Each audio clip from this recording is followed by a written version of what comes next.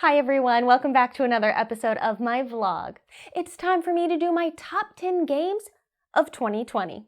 Now, I know that 2020 was so last year. I feel like it's a year that we all wish had lasted just a little bit longer, and I've got you covered. I've got 10 number one games to share with you today.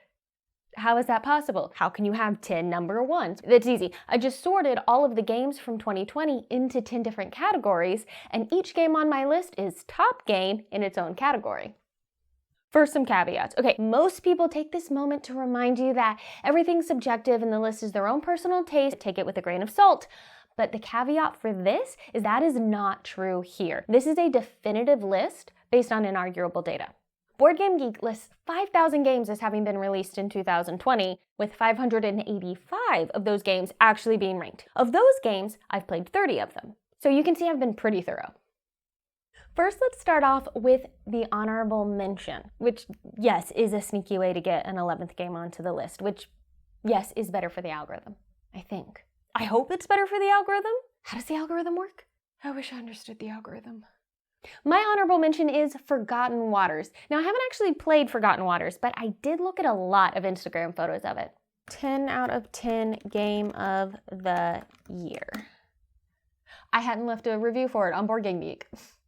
Okay, now for the first official category, game that gave me a reason to stay home. I don't know about you, but in 2020, I was really looking for a reason to never leave my house.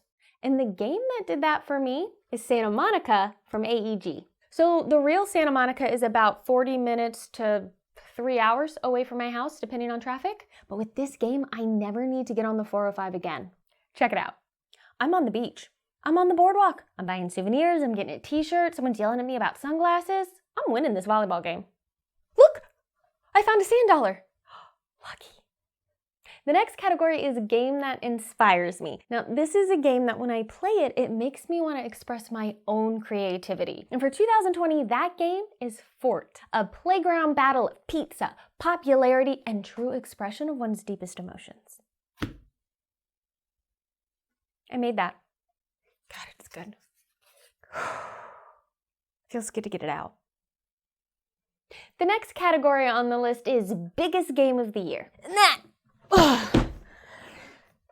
Sorcerer City. Put it. Like.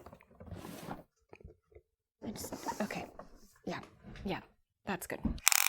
And it is 12 and a half by 12 and a half. Definitive. The next category is game that makes you want to learn German. And of course, the winner for that has to be Castles of Tuscany. This is my first Stefan Feld game, and it's really good. I think.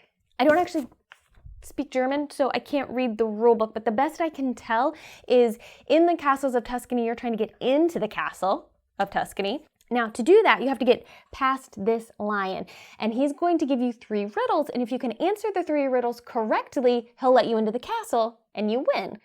But the riddles also seem to be in German, so I've never been able to solve any of them, so I don't actually know if you win at that point. Spieler ein Castle aus... Ooh, boy. So I think that means like the game castle, riddle castle, solve the riddle to get into the castle. Can you speak German? Let me know in the comments below if I have the rules right. Cool. Okay, it's time for a classic category. How do I pronounce the name of this game? There are a lot of really good contenders in this category for 2020. I mean, we had Tawin Tsuyu, Skytear, Tier, Imperial, Sales and Steam, of course, but the one I've chosen to win this category is Coatl. Not Codal and not Coatl.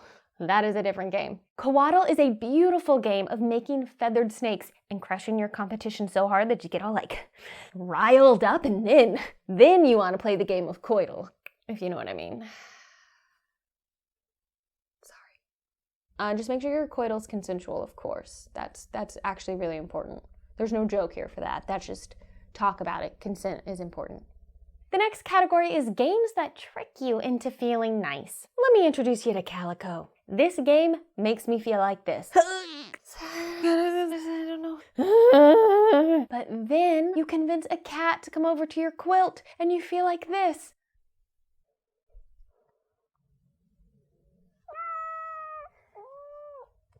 Your claws in me. It's time for the unpopular opinion category. Okay, so I've always fancied myself a bit of a hipster. A contrarian, I guess, or a gamer ahead of the curve. But I never actually had any proof that that was true until now. Because I like a game that you all seem to really not like. It's Tellstone's The King's Gambit. Okay, genuinely, I really like this game. I think it's a really fun 2-player head-to-head puzzle. And now it means I can dress like this. I really like this game called Tellstones. You've probably never heard of it, but whatever. These are not real. Do you think I could get a job as a barista? I'd probably have to grow a mustache. I could do it though. Our next category is a game that teaches you something. And the top game in 2020 for this category is The Shores of Tripoli, a card-driven 2-player game about the Barbary War, which I know nothing about, unless I'm actively playing the game, in which case I become an expert. Just hold on, I'm gonna set it up. I'm gonna show you what I'm talking about. Just hold on a second. Hold on. Just hold on. Let me just give me a second.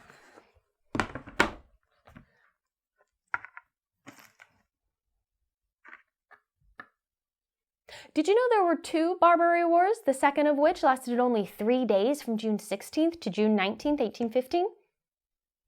I moved one piece on the board, and I just knew it.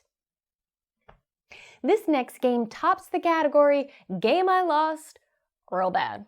I lost by we're talking like an 80-point margin, and that was in the game Honey Buzz. But here's the thing, I didn't actually care that I lost by that many points. And I'm gonna show you why. I'm gonna do a dramatic reenactment for you. Beeples! They're meeples, but they're bees, so they call them beeples. Bzzz. It's so cute. This bear is bringing a flower to its love. Oh, it's a skunk. This mouse loves honey so much. Squishy. Oh, it's another skunk. Oh, look. This fox has a napkin because it's trying not to be messy. Wait a minute. I think I know why I lost so badly. And of course, the final category for my top 10 games of 2020 is Game I Wish I Could Eat. And how could I choose any game from 2020 for this category except Truffle Shuffle? Truffle Shuffle is a game of set collection where you are fulfilling chocolate orders. It looks so good. It looks like you could eat this game. But of course, you don't want to actually put any of this game in your mouth. You don't want to actually eat it because then it would get bite marks all over it. You wouldn't be able to keep playing it, but it does look good enough to eat, doesn't it? But believe me, board games are made out of cardboard. It's actually hard for your digestive system to handle cardboard. You'd think it would be a good source of fiber, but it is not. No pun included how it says it. Board games are not food. This is a fun set collection game. You're gonna wish you could eat it, but you can't eat this. This is a board game. It's not real. It's not. Do you all see real chocolate in here, or is it just me? Is this what a break in reality feels like? Oh yeah. Oh, there's that cardboard going down the... Am I okay?